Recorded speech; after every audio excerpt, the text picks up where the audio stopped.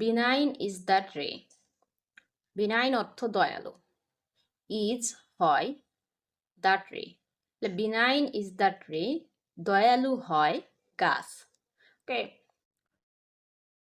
that offers us, যা আমাদেরকে দান করে। তো অফার্স অফার অর্থ দান করা, দ্যাট অর্থ ওইটা অথবা যা বা যেটা।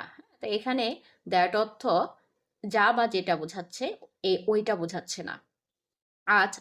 আস অর্থ আমাদের, তাহলে দ্যাট অফার্স আস, যা আমাদেরকে দান করে।